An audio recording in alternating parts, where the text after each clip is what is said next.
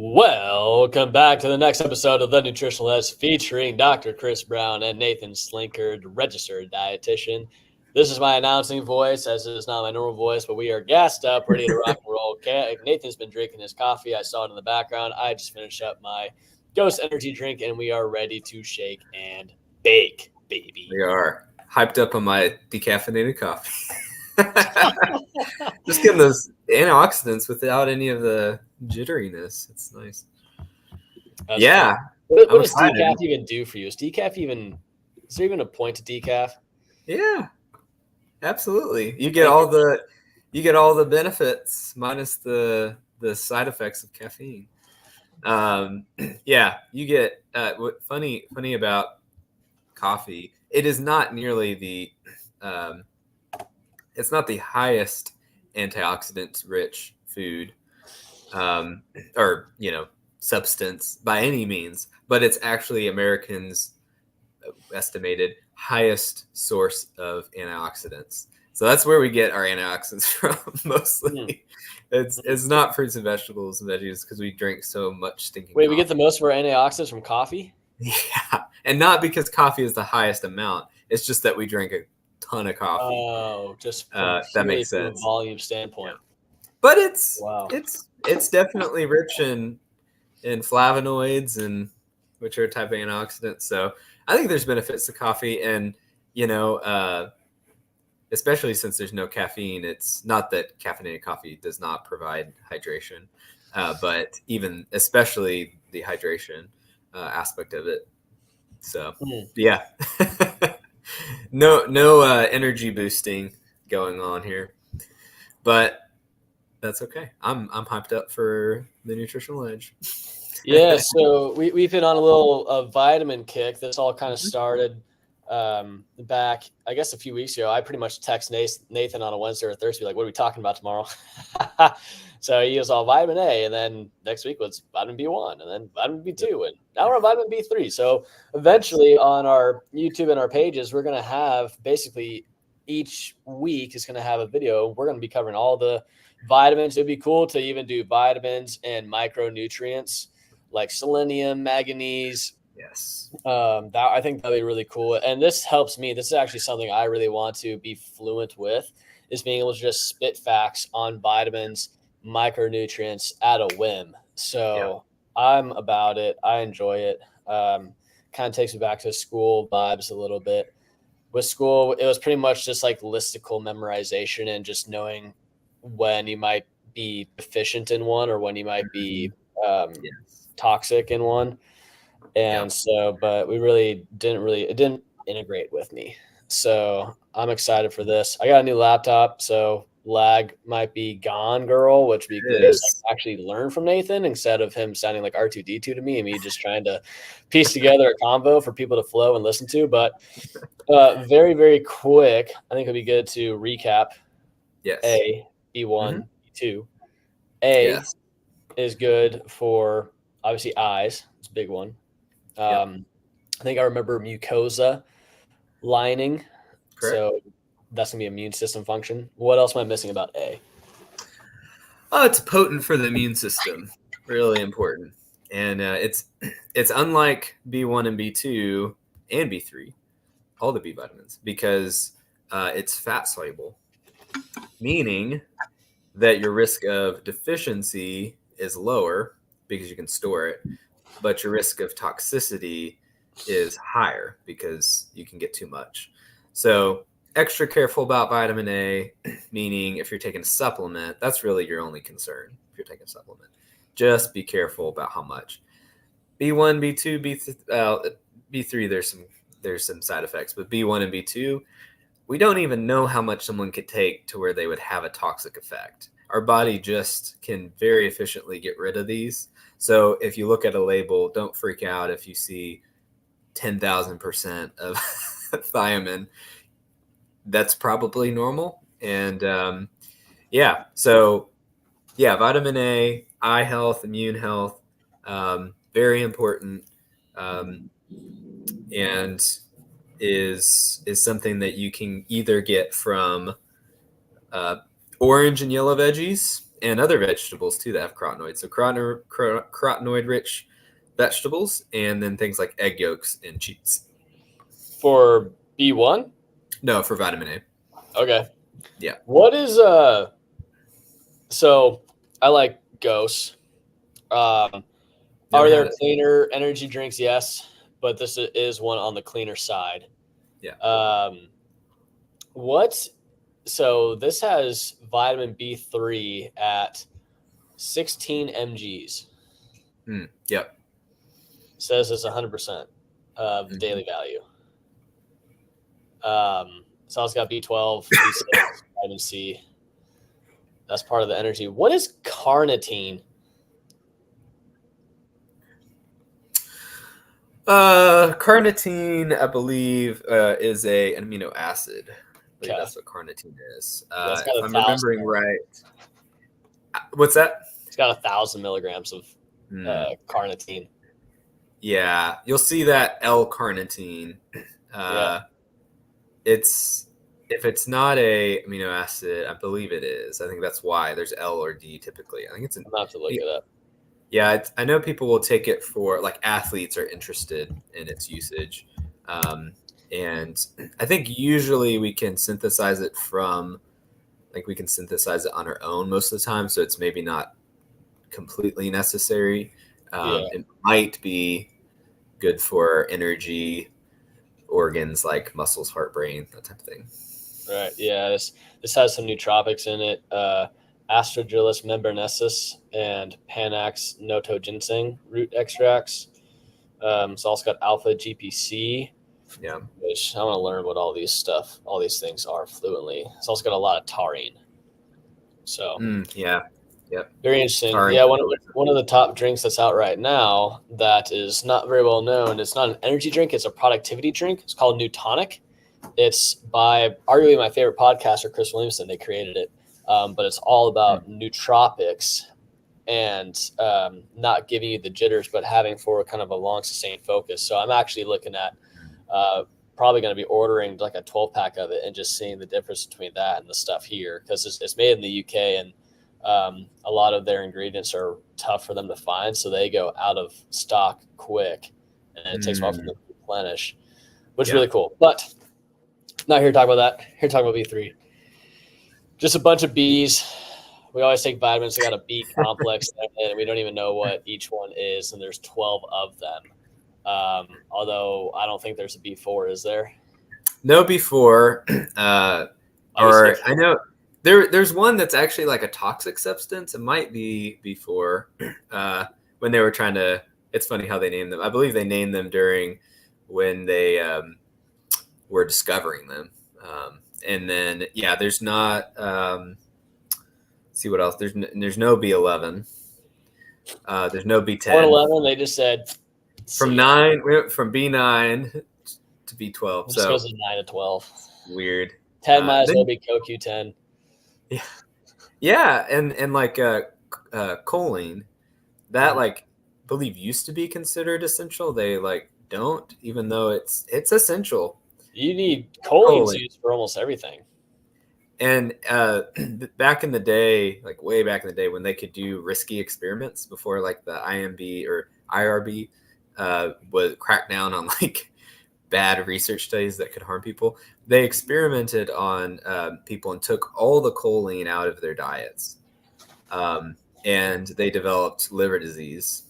And then they put choline back in and they recovered, and the liver disease went away. So we know that it's important for the liver, and so you'll develop liver disease without any choline, most likely. Yeah, absolutely. But yeah. So before we started, you had a very simple explanation for B3 and what it helps with.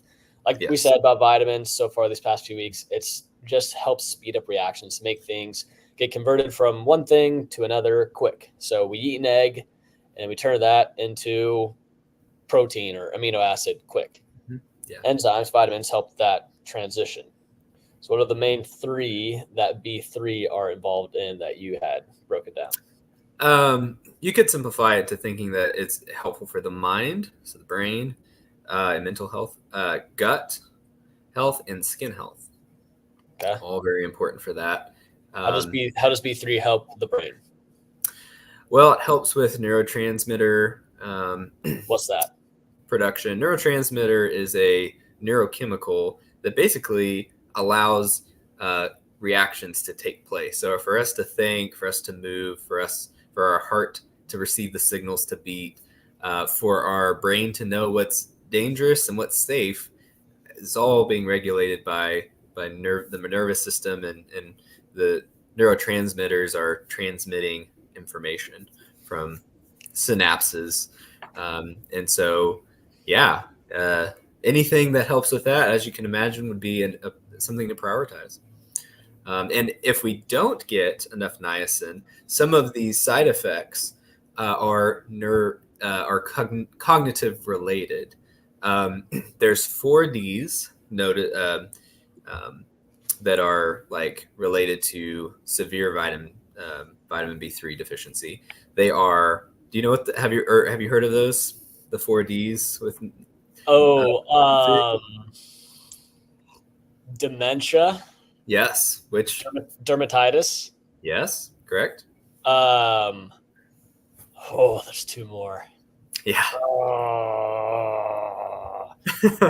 It's not dental issues, is it? Okay. Think of the gut. Digestive issues. Diarrhea. Diarrhea. Yeah. And then the fourth one, if you got no vitamin B3 in your life, what would eventually happen? You'd die. Yes, death. Oh, okay. Got it. Yeah, those kind of questions were like on my boards. Yeah. Those kind of questions. I remember those. Yep. Mm-hmm. Taking us back to college days. Good grief. Yeah, so I guess part of the mechanism in the brain is that B3 helps with, so you said it helps with neurochemical synthesis. Do you know which neurotransmitters it helps with? Specifically, I do not know which ones. That's a good question. There's a lot of different neurotransmitters.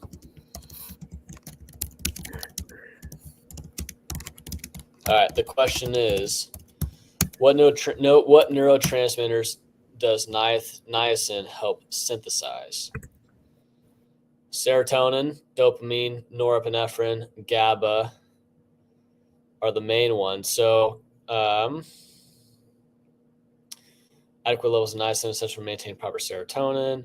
The main thing is that it's a precursor. So NAD plus NADPH. What is? Those are essentially chemicals that help with antioxidant like creation, reduction, reactions. It's a lot of biochemistry. Yeah. What NAD plus, NADPH, it's like electron carriers and Krebs cycle, ATP. This is stuff that no one's going to care about. But that's just for us to know and us to interpret.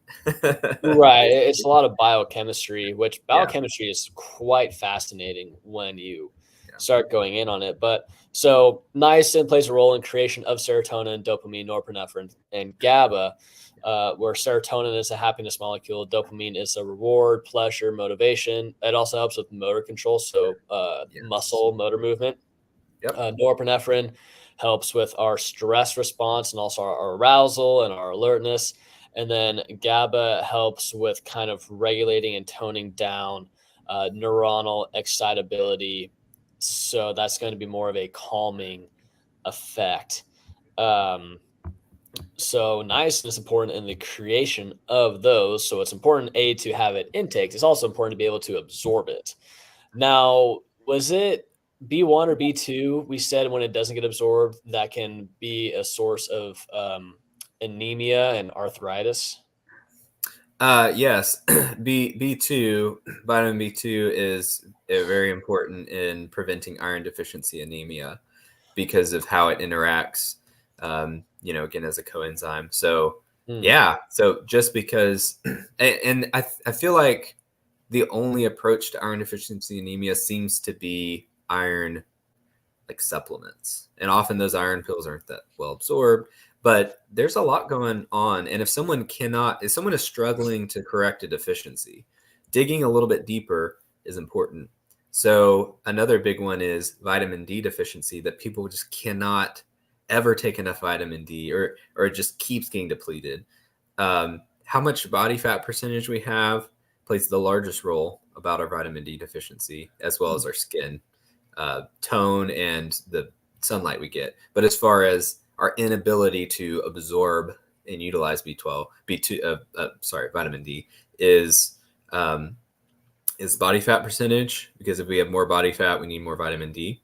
And magnesium is huge. So, and people aren't talking about magnesium deficiency hurting vitamin D status, but there is solid research on that. So again, it's amazing how these different vitamins and minerals and micronutrients all interact with each other. You want to balance. So yeah, I have a couple thoughts of that. Well, I think one thing I'm going to set an intent for is to reread all of my patients' preliminary histories and get refamiliar with what they are dealing with on a review of symptoms basis, because we do get a lot of people that report like anemia and arthritis, and I don't necessarily focus on those, but they'll also typically have marked like digestive issues. Right. And so I'd be curious to see, okay, could the anemia and arthritis, yeah, we can blame it on age, we can blame it on inflammation, whatever.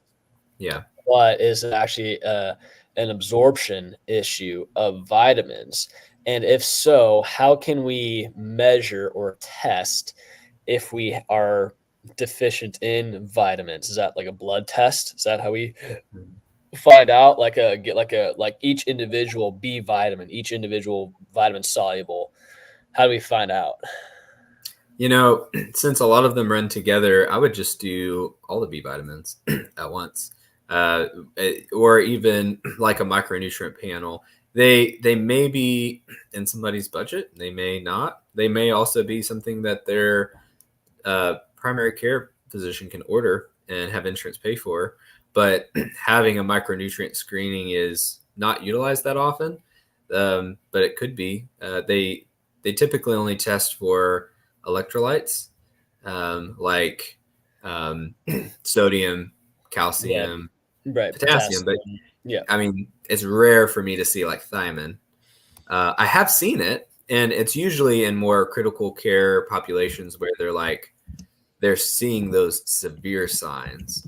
But just because you and I and other health professionals have been taught that you need to look for this in third world countries and very severe examples does not mean that someone cannot have a problem with B vitamins or some of these other things.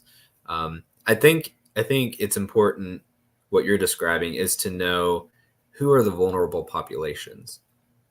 And so what triggers your mind about a certain vitamin? So if you're hearing someone who is doing really poorly on a high carb diet, and they have neuropathy, you might be thinking about thiamine status and double checking. If they're doing really bad on a keto diet, or they eat a high fat vegan diet and they get migraines and they get iron deficiency anemia, you might think about riboflavin, and they have cracks around this, like they have skin problems. It's good to know. It's like, what should I be looking for? What should trigger that for me? If I see that in a patient. Very interesting. Yeah, I just looked up what foods have the highest concentration of B vitamins, the most B vitamin dense foods. Number one is liver. Liver, yes. Liver is number one. You will get, we've talked about vitamin A, B1, B2, B3. You can get your daily value of all of those if you eat liver on a regular basis. It's got all of them so far. So it's definitely not people's first choice, but it's no doubt a superfood. Another big one that's really rich in B3 is nutritional yeast. Another rarity, but that's a good source. Interesting. Yeah, this has liver, meat, poultry, so chicken, turkey, pork, fish, seafood, salmon, trout, tuna, clams, oysters, eggs, Yeah. dairy products, legumes. Legumes. So this is saying the legumes are the only ones that got B1 so far. Everything else is having a lot of B3, 6, 5, 12. Whole grains, so brown rice, oats, barley, whole wheat. Mm-hmm. Fortified cereals. I don't know how much I trust a fortified cereal, although I would absolutely love to smash some honey bunches of oats sometime soon. Really, that's your go-to? I like Lucky Charms. That's You would like Lucky Charms. I know. I got a little leprechaun vibe. I'm wearing green, red beard, That's short. funny. It's got nuts and seeds, B1, 2, 3, 6. Leafy greens, very rich in B9 and B2. And then avocado. Yep. Classic. Avocado is a source of B3, and legumes are a source of B3 too, vitamin B3. So niacin, some good sources you mentioned. Liver, nutritional yeast are the two best.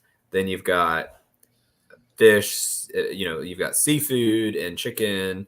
And then you got plant-based foods like avocados and legumes. Those are all great sources. Yeah, this is the same for liver. About 3.5 ounces is more than sufficient to meet the daily requirement. So a similar portion, that's for B12, for riboflavin. A 3.5 can be double the daily need for riboflavin, which is B9, right?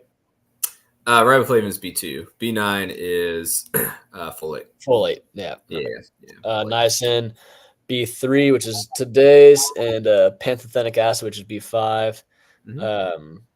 Just a single serving enough. B6, B3, or B6 and B9 might consume additional foods. Shoot, I mean, I've got liver once, and I could handle it. But I think it's worth it to get back on and be consistent with. I got some hacks for liver. Got some hacks, and I don't have an air fryer. Oh yeah, I didn't even think about that. I was gonna suggest, first of all, unless you know your source of liver and when it's getting there, I think there's some real concerns with freshness. If it's sitting refrigerated in a store, maybe it's not that. It's frozen at Whole Foods. Frozen is what you want to get and let that thaw. Work that into your ground meat, your ground beef. So if you're making burgers, put a little bit of liver. A little goes a long way, and too much will definitely affect the flavor. A little bit may even enhance the flavor. You do not need to eat 3.5 ounces every day. You could do that one day, and you would be good for 3 days. So really, you could get like half to 1 ounce. Like a 1 ounce of liver and be fine. I mean, just a little bit. It's so jam-packed full of nutrients and it's so high in certain things like vitamin A that I did say that supplements is usually your only risk factor for overdosing on these things. Liver is the rare exception. If you were to smash like 8 ounces of liver a day, you might have some vitamin A toxicity at some point. It might actually reach a point. You might be okay with, 1 or 2 or 3 ounces, but a lot so of really, I mean, you can almost treat it like a snack with like 1 ounce of liver, eating your scrambled eggs in the morning. Yeah, that's all you need. Solid. There's Epic bars. They're like beef jerky or other types of jerky. They make a beef and liver one. So it's already got it worked in there and it tastes pretty good. So very good. That was good. Nice. So back to B3, we've kind of dove down figuring out how this actually helps out brain function, helping out with creation of neurotransmitters, which were serotonin, dopamine, norepinephrine, and GABA. Now the next part of the B3 benefits, why it's necessary, is with digestion. Gut, correct? Yeah, correct. Yeah. Okay. So how? So one of the ways that B3 works is, so B1 we said helped us process carbohydrates efficiently, so we could extract the ATP energy. B2, we said, is the fat burner that helps us process fats. Niacin just helps us break down pretty much all kinds of sorts of things. It helps us break down substances and then also build them back up. So we need to break down and build up substances in our gut all the time, as we've talked about. It's replacing cells all the time. Which that process requires energy and chemical reactions. Our skin is constantly getting broken down and built back up. So in order to help us replace things, repair things, like repairing damaged DNA or nervous system things like neurotransmitters. We were just talking about DNA and telomeres and those types of things, and how niacin, people think about niacin as almost anti-aging nutrient, but maybe not anti, but it's not like kind of reversed aging, but it can also help us age a little more gracefully. So why does it help gut, skin? It's breaking down, building back up. It just allows us to do those things. And that's why it helps with detoxification. Again, it helps us to take substances and reform them into the things we want them to look like. Yeah, I'm reading a lot about reduction of gut permeability, involved in synthesis of digestive enzymes, cellular repair, which is what you're really going in on, microbiome health, so it can help out with the composition of our gut microbiome. It is helping with energy metabolism, which is the carbohydrates, fats, protein. So breaking those down, that's what B1 being associated with carbs, B2 associated with fats, 3 sounds like it's just kind of an overarching one. Anti-inflammatory properties that can help reduce inflammation in the gut, and also helping with the integrity of gut lining, which is the mucosal layer.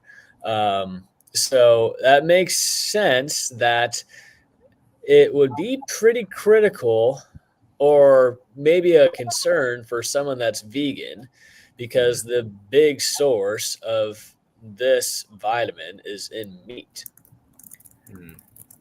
Yeah, they would need to beef up those sources like avocados and peas and peanuts. And yeah, I think peanuts are a really good source. So like they would need to intentionally incorporate those in, or if they were getting like, it's not the ideal way to get it, but if they were to be taking a multivitamin or getting some type of protein powder that incorporates those B vitamins in, that would be their safety net. Or else if they were just eating a strict vegan diet without some of these sources, they could be in trouble. Yeah, with going in on that anti-aging stuff, mentioned a word called telomeres. People don't know what telomeres are. So what is a telomere? Why is that associated with aging? And what is B3's influence on telomeres? Telomeres, they are on the end of chromosomes in our DNA, and they change, and just a little lengthening or shortening plays a big role in our longevity. So B3 allows us and helps us to lengthen the telomeres, and DNA can get damaged in a variety of different ways. And just naturally, as we get older, oxidation plays a huge role in just free radicals damaging things. We get sun damage from being outside. Our skin's eventually going to break down. And so niacin is one of those things that helps, again, kind of cushions that blow of some of these different processes. So right, taking a bunch of niacin does not equal living 150 years. But if you are deficient in niacin, you need to get back up to 100%. And if you're taking a multivitamin, you mentioned, or just a niacin supplement, you mentioned like, I can't remember what you said, maybe 10, 11 milligrams or something like that. Most of the time people are taking double, triple that to make sure their cells are saturated with niacin, because some of that niacin will not be absorbed, only a percentage. So you're going to be taking probably more than that to make sure that you get enough. Yeah, with so the way that I would think about trying to explain to a layperson telomeres and anti-aging, and like our body is constantly replenishing its tissue. So what Nathan was talking about with having a new gut lining every 3 days, having new red blood cells every 120 days, skin cells fluff off just from me doing this, and now I need to make more skin cells. Like it's almost kind of like a snake skin, like a snake shedding its skin. Like we have a new body every 7 years. It constantly is getting recycled, and so we are born with cells. The cells they replicate. And the way that they replicate is us taking our DNA in our cell, which is extremely microscopic and tiny, and replicating the DNA, which has the codes of what that cell is going to grow into. And then we can put our bodies in positions to where bad cells, faulty cells, cells that have damaged DNA and might have mutations in the DNA that can lead to cancerous or autoimmune conditions, whatever. I'm not actually a big fan of people claiming that genetics are the cause of their disease. I think it's epigenetics. Yeah. And what a telomere does is that every time that we replicate a DNA, that original strand gets shorter. And so it's like snipping off a piece of the string. And eventually when you run out of the string, you can't recreate cells anymore. Thus, you run out of your source. So telomere is that string. What this vitamin will do is help prolong the length of that telomere. Telomere, essentially, it's the end code. It's the end of the string. So the longer end of a string we have, the more life that cell is going to have. And so telomere length is a very big indicator of how old you actually are internally. We might be 30, but our bodies might be 50. We might be 60, but we're actually 40. That's a great indicator to measure how old you actually are. Same thing with mitochondria. Another great thing to actually measure how old you actually are. It's good. That was good. Vitamin B3. Folks, get your like you were saying, if you're just thinking from a larger, greater viewpoint, you're noticing a trend with certain nutrient dense foods. Egg yolks, so eat the whole eggs. If you can, I'm not opposed to it, get healthy plants and animals into your diet and keep it varied. We haven't touched on a lot of fruits yet being great sources. That will come. There are plenty of things. Of course, you know about vitamin C, but there are tons of different things. Touched on vegetables a couple times, especially with vitamin A. And then as really the only source for plant-based diets are some of these vegetables like mushrooms, sesame, which is not a vegetable, but some of these plant-based sources are very important. So just someone is getting a well-rounded diet. Avocados, eggs, if you're brave enough, liver, nutritional yeast are some of the best sources of these. Yeah, I just looked up. I was curious. I'm loving ChatGPT. ChatGPT is like what Google wants to be. I just asked the question, what nutrients are dense in sweet potatoes? And it literally just wrote me out like a perfect synopsis. Vitamin A, vitamin C, vitamin B6, potassium, fiber, manganese, copper, magnesium, antioxidants, complex carbs. Just because that's what I'm about to eat. So I was curious. Nice. Yeah. I was like, this has to have something good for me. What is it? Have you heard of that carotenoid scanner? It's like it measures your antioxidant level in your body, but it's not perfect because it can only measure carotenoids, which are probably one of the most abundant sources of antioxidants. So it's kind of like a health measure. You want to have a high score, not a low score. And it's able to do that because just like carotenoids help us with our eyesight and light, they actually help this photosensitive measurement. Yeah, if you ever do one of those scanners, come across one of those, pretty neat. And get scanned and see how many carotenoids it thinks are in your body. And you can eat more fruits and veggies and try to increase your score. Nice. That's awesome. Those sweet potatoes. Yeah. Oh, yeah. I'm about to smash those. Nice. Well, this is good. I All right. enjoyed this, and that was really nice. Actually, being able to hear your voice. Uh, Yes. No so lag. that was good. Yeah, I think it's going to go a lot smoother from now on. So that's great. Um, so I guess that next week will be B5. We will be pantothenic acid. We might even squeeze in B6. There's not much to say with pantothenic acid. That's pretty Yeah, it's quick one. it's pretty much what electron transport chain, and that's it. Yeah, I don't think that they That's even simple. have a RDA for it. Yeah. But we'll talk pantothenic acid and probably B6. And yeah, that'd be good. Perfect. We'll see you peeps